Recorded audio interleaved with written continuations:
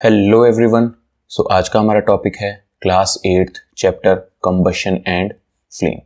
Combustion क्या होती है, कौन कौन सी नेसेसरी कंडीशंस हैं कंबशन होने के लिए, फ्लेम क्या होती है, उसके डिफरेंट जोन्स कौन से होते हैं, जो फायर लगी हुई है उसको एक्सटिंग्विश कैसे किया जा सकता है, वो सब हम इस चैप्टर में पढ़ेंगे। तो चलिए शुरू करते हैं। सबसे पहले व्हाट इज कंबशन। कंबशन क्या होती है? जब भी किसी चीज को ऑक्सीजन की प्रेजेंस में जलाया जाता है उसको कंबशन कहते हैं। Combustion is a chemical process in which a substance reacts with oxygen and generates heat in the process. एक ऐसा केमिकल प्रोसेस जिसमें कोई सब्सटेंस ऑक्सीजन के साथ रिएक्ट करके जलता है और साथ में उसमें से हीट प्रोड्यूस होती है। Heat is a form of energy. उस प्रोसेस को कंबशन कहा जाता है। सो कंबशन जो सब्सटेंस शो करता है, जो सब्सटेंस जलता है, उसको कंबस्टिबल सब्सटेंस कहा जाता है। Combustible substances are those substances that undergo combustion, जो कंबशन शो करते हैं। It means that these substances give off heat and sometime light as a flame और glow when they react with oxygen. इसका मतलब ये है कि वो सब्सटेंस जो जलता है उसको कंबस्टिबल सब्सटेंस कहा जाता है और ये आमतौर पर हीट देता है और कई बार उसमें से लाइट भी निकलती है, या तो फ्लेम की तौर पे या वो जस्ट विदाउट फ्लेम ग्लो कर रहे होंगे, तब आपको उसके अंदर लाइट देखने को मिलेगी। तो what are inflammable substances? Inflammable substances वो सब्सटेंसेस हैं जिनका जो इग्निशन टेम्परेचर है वो बहुत ही ज्यादा लो होता है। मींस वो बहुत कम हीट मिलते ही आग पकड़ लेते हैं एंड कैच फायर इजीली, और आसानी से आग पकड़ लेते हैं। तो आप लोगों ने देखा होगा कि जो ट्रक्स होते हैं जो पेट्रोल, डीजल या फिर कोई गैस कैरी करते हैं उसके ऊपर लिखा होता है हाईली फ्लेमेबल। वो इसलिए लिखा है क्योंकि उनका जो इग्निशन टेम्परेचर है वो बहुत कम है और अगर उनको थोड़ी सी हीट प्रोवाइड की जाएगी तो वो आग पकड़ लेंगे। For example petrol, LPG are inflammable substances.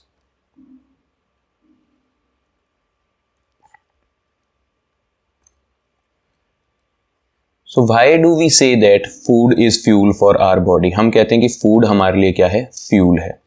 Because fuel का काम होता है एनर्जी प्रोवाइड करना, जैसे हमने बात की थी वो हीट एनर्जी प्रोवाइड कर रहा था। कई जगह पे कई केसेस में वो लाइट एनर्जी भी प्रोवाइड कर रहा था। तो heat and light is a form of energy. तो जब भी किसी फ्यूल को जलाया जाता है तो उससे क्या प्रोड्यूस होती है? एनर्जी प्रोड्यूस होती है। और हमारी बॉडी को भी काम करने के लिए क्या चाहिए? एनर्जी चाहिए। और हमें हमारी एनर्जी किससे मिलती है? फूड से मिलती है। इसीलिए हम फूड को एक फ्यूल कह सकते हैं। When we eat food, it gets broken down in simpler substances which react with oxygen and generate energy. जो भी हम फूड खाते हैं वो सिंपलर सब्सटेंसेस में कन्वर्ट हो जाता है, दैट इज ग्लूकोज में कन्वर्ट हो जाता है। फिर माइटोकॉन्ड्रिया के अंदर इस ग्लूकोज का ब्रेकडाउन होता है in the presence of oxygen to produce energy. Energy produce हुई है तो इस फूड से हमें क्या मिलती है? एनर्जी मिलती है। और इसीलिए फूड को हम क्या कंसीडर कर सकते हैं? फ्यूल कंसीडर कर सकते हैं। Hence food is referred to as fuel for our body. हमारी बॉडी के लिए उसको फ्यूल माना जा सकता है। सो कौन कौन सी नेसेसरी कंडीशंस हैं जिसकी जरूरत पड़ती है कंबशन को होने के लिए? Condition necessary for combustion to take place are. पहली चीज, कंबशन रिक्वायर्स फ्यूल। भाई अगर कोई चीज है ही नहीं जिसमें आग लगेगी तो आग लगेगी कहां पे? तो कंबशन के लिए सबसे पहली जो बेसिक नेसेसिटी है that is fuel. Combustion only takes place when there is a fuel. जब फ्यूल होगा तभी कंबशन हो पाएगी। Which produce heat and light when it catches fire. जब उसमें आग लगेगी तो वो हीट एंड लाइट प्रोड्यूस करेगा। एग्जाम्पल है पेट्रोल है, डीजल है। अगर इनका एग्जाम्पल नहीं लेना तो आप ले सकते हैं कि वुड है, पेपर है। किसी भी चीज में जो आप आग लगा रहे हैं उस चीज को हम क्या कहेंगे? फ्यूल कहेंगे। दूसरी इंपॉर्टेंट जो कंडीशन है वो क्या है कि कंबशन को एयर की जरूरत होती है और अगर स्पेसिफिकली बात करें तो ऑक्सीजन की जरूरत होती है। We can prove it with the help of the following experiment. नीचे एक एक्सपेरिमेंट है, उसकी सहायता से हम उसको प्रूव कर सकते हैं। एक कैंडल ले लीजिए, ठीक है जी, उसको बर्न कीजिए ओपन एयर के अंदर। However, when we cover it with a glass or a jar, it only burns until the oxygen inside it is consumed. एक कैंडल ली हम लोगों ने, उसको लाइट अप कर दिया जी, जला दिया, वो जलती रहेगी, कोई दिक्कत नहीं है। फिर आपको एक ग्लास लेना है और उसके ऊपर ऐसे उल्टा रख देना है। ये फ्लेम सिर्फ तब तक जलेगी, ये कैंडल सिर्फ तब तक जलेगी जब तक कि इस ग्लास की सारी ऑक्सीजन यूटिलाइज नहीं हो जाती। Once the oxygen is exhausted, जैसे ही ऑक्सीजन खत्म होगी जो फ्लेम है वो बुझ जाएगी। तो इससे हम प्रूव कर सकते हैं कि ऑक्सीजन की जरूरत होती है कंबशन के लिए। थर्ड जो इंपॉर्टेंट नेसेसरी कंडीशन है वो है कि कंबशन को हीट की जरूरत होती है। स्टार्टिंग में हमको उसको हीट प्रोवाइड करनी है, उसके बाद वो हमें हीट प्रोवाइड करेगी। इसको कहा जाता है ignition temperature. The substance must reach its ignition temperature to catch fire. Substance को हमें एक टेम्परेचर प्रोवाइड करना पड़ता है ताकि वो आग पकड़ सके।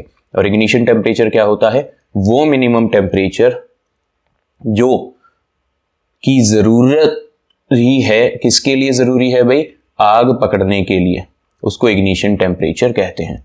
Ignition temperature is the lowest temperature at which a substance catches fire और स्टार्ट बर्निंग। वो मिनिमम टेम्परेचर जिस पे कोई सब्सटेंस आग पकड़ लेता है उसको उस सब्सटेंस का इग्निशन टेम्परेचर कहा जाता है। तो हमने बात की थी, जो आपने इनफ्लेमेबल सब्सटेंसेस पढ़े थे उनका जो इग्निशन टेम्परेचर है वो काफ़ी कम होता है, इसलिए वो जल्दी आग पकड़ लेते हैं। यहाँ पे आप देख सकते हैं इग्निशन टेम्परेचर लिखा है डिफरेंट मटेरियल का। जो वाइट फॉस्फोरस है which is used in matchstick, माचिस बनाने में यूज़ होता है, उसका इग्निशन टेम्परेचर 35 डिग्री सेल्सियस है। पेट्रोल का 246 डिग्री सेल्सियस है, केरोसिन का 220 है। ऐसे ही यहाँ पे आपको सब देखने को मिलेंगे कि उनका इग्निशन टेम्परेचर कितना होता है। सो जो कंबशन है उसकी डिफरेंट टाइप्स हैं। तो यहाँ पे हम 3 टाइप पढ़ेंगे। एक पढ़ेंगे हम रैपिड कंबशन, एक पढ़ेंगे स्पॉन्टेनियस कंबशन, एक पढ़ेंगे एक्सप्लोजन। रैपिड कंबशन वो कंबशन है जिसमें जैसे ही आप किसी सब्सटेंस को हीट प्रोवाइड करेंगे, उसको इग्निशन टेम्परेचर प्रोवाइड करेंगे, वो अचानक से आग पकड़ लेगा। Combustion in which a gas Burns quickly producing heat and light in the process, for example LPG. आपने देखा होगा एलपीजी, आप सिर्फ एक लाइटर की सहायता से एक स्पार्क प्रोड्यूस करते हैं और वो गैस अचानक से जलने लग जाती है, रैपिडली, बहुत तेजी से जलने लग जाती है। That type of combustion is known as your rapid combustion. Next is your spontaneous combustion. Combustion in which a material burst into flames suddenly without, बहुत इंपॉर्टेंट है, विदाउट अप्लाइंग हीट। इसमें तो हम लोग हीट प्रोवाइड कर रहे थे, उसको एक स्पार्क दे रहे थे। इसमें हमने कोई हीट प्रोवाइड नहीं की है, जो सब्सटेंस है वो अपने आप जलने लग गया है। ऐसे कंबशन को हम स्पॉन्टेनियस कंबशन कहते हैं। फॉर एग्जाम्पल जो फॉस्फोरस है, जो रूम टेम्परेचर के ऊपर बर्न हो जाता है, हमने देखा था उसका 35 डिग्री सेल्सियस होता है इग्निशन टेम्परेचर। तो फॉस्फोरस रूम टेम्परेचर के ऊपर जल जाता है। Spontaneous combustion of coal dust, coal dust जो होता है उसका भी स्पॉन्टेनियस कंबशन हो जाता है। और उसी कोल डस्ट के स्पॉन्टेनियस कंबशन की वजह से कोल माइंस, जो कोल की खदान होती हैं, उनके अंदर एक्सीडेंटल फायर्स देखने को मिलती हैं। हीट फ्रॉम द सन और लाइटनिंग में also cause spontaneous forest fires. जंगलों में जो आग लग जाती है, बड़े बड़े जंगलों में, वो सूरज की गर्मी की वजह से या फिर लाइटनिंग स्ट्राइक जब होती है उसकी वजह से स्पॉन्टेनियस कंबशन हो जाती है, फॉरेस्ट के अंदर और पूरे जंगल में आग लग जाती है। Third type is your explosion. First में हमने देखा कि हमको हीट प्रोवाइड करनी पड़ती है चीज को जलाने के लिए और वो अचानक से जलने लग जाती है। स्पॉन्टेनियस में किसी हीट की जरूरत नहीं होती, अपने आप आग पकड़ लेती है। एक्सप्लोजन क्या होता है? जब एक मटेरियल ब्रस्ट फटता है सडनली, अचानक से, क्या प्रोड्यूस करने के लिए? हीट, लाइट और साउंड प्रोड्यूस करने के लिए on the application of heat और प्रेशर। या तो आप उसको हीट प्रोवाइड करें या प्रेशर प्रोवाइड करें, जिसकी वजह से वो मटेरियल अचानक से फट जाए, उसको कहा जाता है एक्सप्लोजन। और आपको पता है कि क्रैकर्स को या तो आप हीट प्रोवाइड करते हैं या प्रेशर प्रोवाइड करते हैं। जैसे कि हीट तो जो आप पटाखे फोड़ते हैं जिनमें आप आग लगाते हैं, तो क्रैकर्स में आप हीट प्रोवाइड कर रहे हैं। एक आपके नॉर्मल से पटाखे आते हैं जिनको आप जमीन पे प्रेशर के साथ मारते हैं, वो फिर फट जाते हैं, तो उसमें प्रेशर से फटते हैं। अदरवाइज मोस्टली जो क्रैकर्स हैं वो हीट की सहायता से ब्रस्ट होते हैं। Crackers and fireworks which release a large amount of gases to, और बहुत ज्यादा अमाउंट में इनमें से गैसेज निकलती हैं, तो ये हमारे एग्जाम्पल हैं एक्सप्लोजन के। सो हमें ये तो समझ में आ गया कि आग कैसे लगती है, कौन कौन सी नेसेसरी कंडीशंस हैं। पहली कंडीशन है फ्यूल होना चाहिए, दूसरी कंडीशन है ऑक्सीजन जरूरी है, तीसरी कंडीशन है इग्निशन टेम्परेचर। अब आग लग गई, लेकिन आग को कंट्रोल कैसे किया जा सकता है? तो हमें पता है अगर तीनों कंडीशन बहुत ज़्यादा नेसेसरी हैं आग लगने के लिए, तो अगर उन तीनों में से मैं किसी भी एक कंडीशन को रिमूव कर दूं तो वो आग बुझ जाएगी। We can control fire by one or more of the following, इनमें से आप एक का या एक से ज़्यादा का इस्तेमाल करके आग को बुझा सकते हैं। सो पहला स्टेप है आपका रिमूविंग द फ्यूल। फ्यूल को रिमूव कर दीजिए, जब फ्यूल नहीं होगा तो आग किस में लगेगी। दूसरा है cutting of the air supply और ऑक्सीजन सप्लाई, ये सबसे कॉमन मेथड है, एयर की सप्लाई को काट दीजिए। थर्ड है जो हीट प्रोवाइड की है, जो उसका इग्निशन टेम्परेचर रीच हो रखा है, उस इग्निशन टेम्परेचर को नीचे लेके आ जाइए तो भी आग बुझ जाएगी। तो आप इन तीनों में से किसी एक का या एक से ज्यादा का इस्तेमाल करके फायर के ऊपर काबू पा सकते हैं। सो हम कॉमनली जो यूज करते हैं that is fire extinguishers. Extinguish करने वाले, एक्सटिंग्विश करना मतलब बुझा देना, आग को बुझाने वाले जो यंत्र हैं, जो डिवाइस हैं, उनको फायर एक्सटिंग्विशर कहा जाता है। आपने बहुत जगह पे लगे देखे होंगे, आपके स्कूल्स में भी लगे होते हैं, हॉस्पिटल्स, सब जगह आपको फायर एक्सटिंग्विशर्स देखने को मिलेंगे। Fire extinguishers are devices used to put out fires. आग बुझाने के लिए फायर एक्सटिंग्विशर्स का इस्तेमाल किया जाता है। दे either cut off the supply of air और कूल ऑफ द फ्यूल। वो आमतौर पर या तो एयर की सप्लाई को कट कर देते हैं या फ्यूल को उसके इग्निशन टेम्परेचर से नीचे लेके आ जाते हैं, ठंडा कर देते हैं, या फिर दोनों ही काम एक साथ कर सकते हैं। 3 मेन टाइप के फायर एक्सटिंग्विशर्स आपको देखने को मिलेंगे। एक है पहला ड्राई पाउडर फायर एक्सटिंग्विशर, सूखा पाउडर होता है इसके अंदर। This type of fire extinguisher contain a mixture of baking soda and sand. ऐसे फायर एक्सटिंग्विशर के अंदर बेकिंग सोडा होता है। बेकिंग सोडा का फॉर्मूला होता है NaHCO3, that is sodium hydrogen carbonate, या आप इसको कह सकते हैं सोडियम बाइकार्बोनेट। तो ये बेकिंग सोडा और सैंड के मिक्सचर से बनता है आपका ड्राई पाउडर फायर एक्सटिंग्विशर। जैसे ही इस मिक्सचर को फायर के ऊपर थ्रो किया जाता है, फेंका जाता है, जो बेकिंग सोडा है वो हीट मिलने की वजह से डिकम्पोज हो जाता है, टूट जाता है। क्या बनाने के लिए? सोडियम कार्बोनेट, वाटर और कार्बन डाइऑक्साइड बनाने के लिए। अब जो आपकी कार्बन डाइऑक्साइड प्रोड्यूस हुई है, कार्बन डाइऑक्साइड एयर से क्या होती है? हैवियर होती है, भारी होती है, और इसकी वजह से जो आपकी फ्लेम है, फ्लेम के ऊपर वो क्या करती है जी? एक ब्लैंकेट बना लेती है, जिससे ऑक्सीजन की सप्लाई कट हो जाती है। ऑक्सीजन की सप्लाई कट हो जाएगी तो आग अपने आप बुझ जाएगी। So this is how dry powder fire extinguisher works. जो सेकेंड टाइप का फायर एक्सटिंग्विशर है वो है आपका soda acid fire extinguisher. This is the common example of fire extinguisher, सबसे ज्यादा यही यूज होता है। This fire extinguisher is metallic cylinder. आपने देखा होगा एक मेटेलिक सिलेंडर होता है जिसके अंदर क्या भरी हुई होती है? सोडियम बाइकार्बोनेट, वही baking soda, along with concentrated sulphuric acid.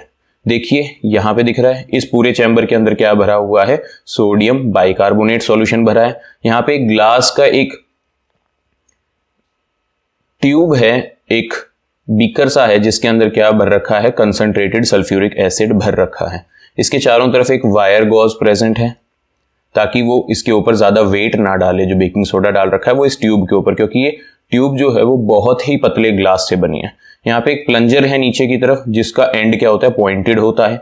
जैसे ही हम इसको स्ट्राइक करेंगे प्लंजर को, ये इस ग्लास वेसल को ब्रेक डाउन कर देगा, और जैसे ही ये ब्रेक डाउन करेगा तो आपका सोडियम बाइकार्बोनेट और सल्फ्यूरिक एसिड आपस में रिएक्ट करेंगे। रिएक्ट करने पे इसमें भी कौन सी गैस रिलीज होगी? कार्बन डाइऑक्साइड गैस रिलीज होगी, जो इधर इस ट्यूब से सील वैक्स को निकालते हुए बाहर की तरफ प्रेशर के साथ आएगी, और फिर कार्बन डाइऑक्साइड वही काम करेगा, जो फायर है उसके ऊपर एक ब्लैंकेट बना लेगा, ऑक्सीजन की सप्लाई को कट डाउन कर देगा और आपकी आग बुझ जाएगी।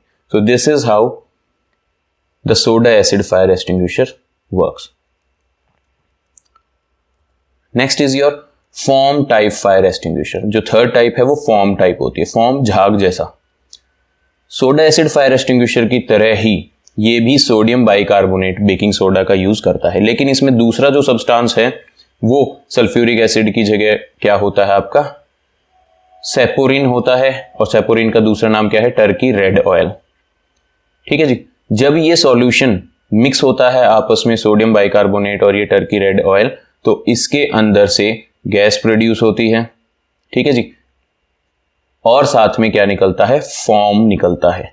द सॉल्यूशन रिएक्ट्स और mix with each other to produce foam along with the gas from the nozzle. Gas के साथ क्या निकलता है, फॉर्म निकलता है, झाग निकलते हैं। और जैसे कि आप सबको पता है कि झाग हल्के होते हैं ऑयल से, तो ये वाटर के ऊपर क्या करेंगे, फ्लोट करेंगे। जो आपका ऑयल है या जो वाटर है, पानी के ऊपर ऑयल डला हुआ है, उसके ऊपर आग लगी हुई है, तो ये उसके ऊपर फ्लोट करेगा तो ये एयर की सप्लाई को कट डाउन कर देगा और इससे आग बुझ जाएगी। इसीलिए फोम टाइप फायर एक्सटिंग्विशर का इस्तेमाल हम ऑयल बेस्ड फायर्स के अंदर करते हैं। जहां पे तेल में आग लगी हुई होती है, वहां पे हम कौन से फायर एक्सटिंग्विशर का इस्तेमाल करते हैं, फोम टाइप फायर एक्सटिंग्विशर का इस्तेमाल करते हैं। अगर आप नॉर्मल वाटर डाल के इग्निशन टेम्परेचर को नीचे लेके आएंगे तो ऑयल टाइप फायर के अंदर वो काम नहीं करेगा, क्योंकि ऑयल हल्का होने की वजह से पानी के ऊपर फ्लोट करेगा और जलता रहेगा। इसीलिए ऑयल बेस्ड फायर्स के अंदर हम फोम टाइप फायर एक्सटिंग्विशर्स का इस्तेमाल करते हैं। So when should we use और not use water to extinguish fire, तो हमें कब इस्तेमाल करना चाहिए या कब इस्तेमाल नहीं करना चाहिए वाटर को आग बुझाने के लिए। When wood, paper and clothes are on fire, जब ये सॉलिड चीजें वुड, पेपर और क्लोथ हैं, जब इनके अंदर आग लगी हुई हो तो आप वाटर का यूज कर सकते हैं एक्सटिंग्विश करने के लिए, क्योंकि वाटर इन सभी फ्यूल्स के टेम्परेचर को इग्निशन टेम्परेचर से नीचे ले आएगा, जिससे कि आग आपकी बुझ जाएगी। लेकिन वाटर का हमें इस्तेमाल नहीं करना है, we should not use water, कब, जब इलेक्ट्रिकल इक्विपमेंट्स में आग लगी हो, क्योंकि water is a good conductor of electricity, तो आपको करंट लग सकता है। इसलिए आप इलेक्ट्रिकल इक्विपमेंट के अंदर आग को कंट्रोल करने के लिए वाटर का इस्तेमाल नहीं करेंगे। दूसरा, जो ऑयल और पेट्रोल हैं, इनके ऊपर जो बेस्ड फायर लगी है उसके अंदर भी आप वाटर का इस्तेमाल नहीं करेंगे, क्योंकि वाटर से ये हल्के होते हैं और ये वाटर के ऊपर क्या करेंगे, फ्लोट करेंगे और आग इनके ऊपर लगी रहेगी। और दूसरी बात, वाटर इनको फ्लो करके दूर तक ले जाएगा और आग भी ज्यादा फैल सकती है, इसलिए आप वाटर का इस्तेमाल ऑयल बेस्ड फायर्स के अंदर, लिक्विड बेस्ड फायर्स के अंदर यूज नहीं करेंगे। So what should we do when electrical equipments और inflammable material like petrol catches fire. तो इलेक्ट्रिकल इक्विपमेंट में आग लग जाए, पेट्रोल वगैरह में आग लग जाए, तो हम किसका इस्तेमाल करेंगे, तो कार्बन डाइऑक्साइड बेस्ड जो फायर एक्सटिंग्विशर हैं उनका इस्तेमाल हम करेंगे, क्योंकि CO2 हैवियर होती है ऑक्सीजन से, इसीलिए वो जो फायर है उसके चारों तरफ एक ब्लैंकेट बना लेगी और ब्लैंकेट बनाने की वजह से ऑक्सीजन की सप्लाई को कट ऑफ कर देगी, काट देगी, जिसकी वजह से आपका इलेक्ट्रिकल इक्विपमेंट खराब भी नहीं होगा और आपकी आग भी बुझ जाएगी। याद रखिए, कार्बन डाइऑक्साइड इलेक्ट्रिकल इक्विपमेंट्स को खराब नहीं करते हैं। बाई चांस आप पानी डालते हैं तो आपका इक्विपमेंट तो पूरा ही खराब हो जाएगा। CO2 can be stored as a liquid in cylinders at high pressure. CO2 को आप लिक्विड की फॉर्म में सिलेंडर्स के अंदर स्टोर कर सकते हैं। व्हेन इट इज रिलीज, जब आप उसको रिलीज करेंगे, वो इमीडिएटली क्या करेगा, एक्सपेंड करेगा, फैल जाएगा और ठंडा हो जाएगा, जिससे कि फायर के ऊपर एक एनवलप क्रिएट हो जाएगा, टेम्परेचर भी डाउन आ जाएगा और ऑक्सीजन की सप्लाई भी कट ऑफ हो जाएगी।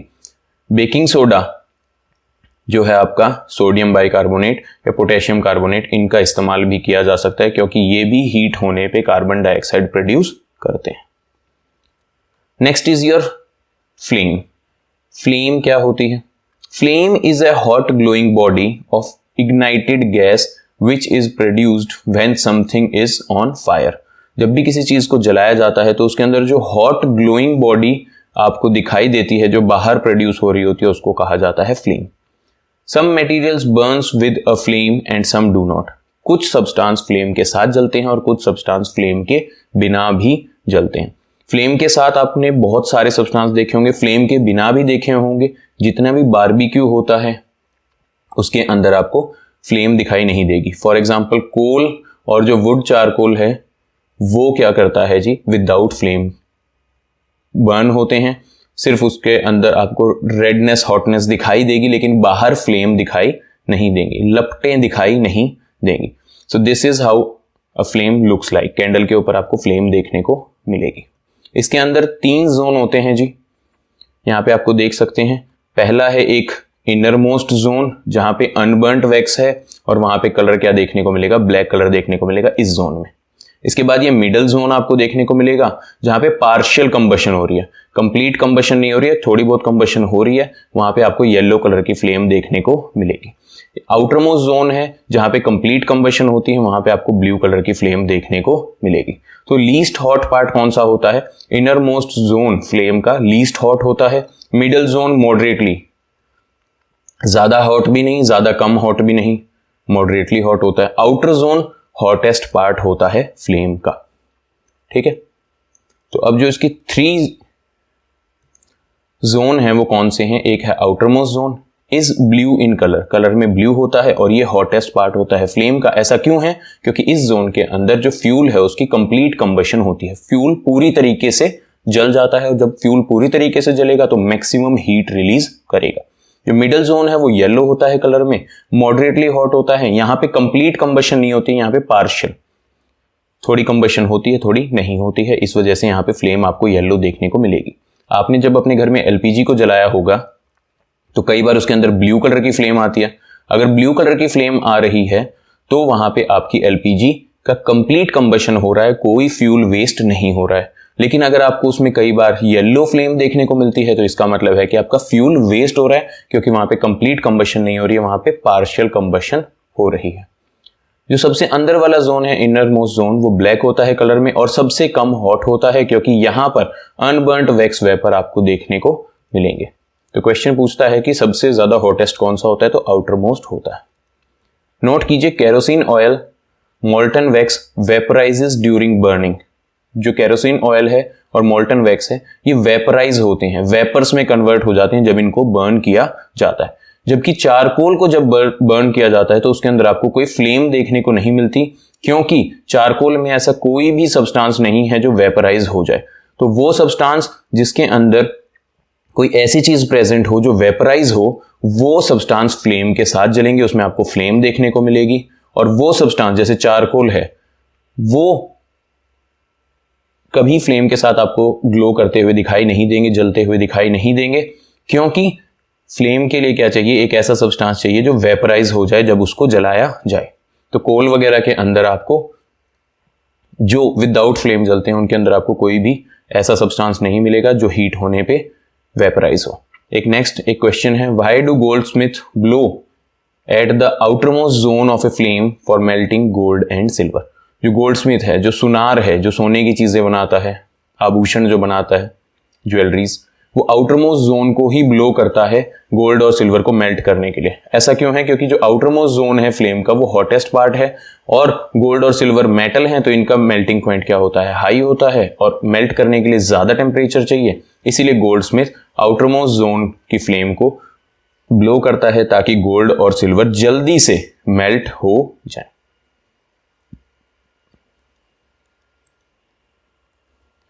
So that's all for this class. Next topic in next video. Thank you very much. Take care. God bless you.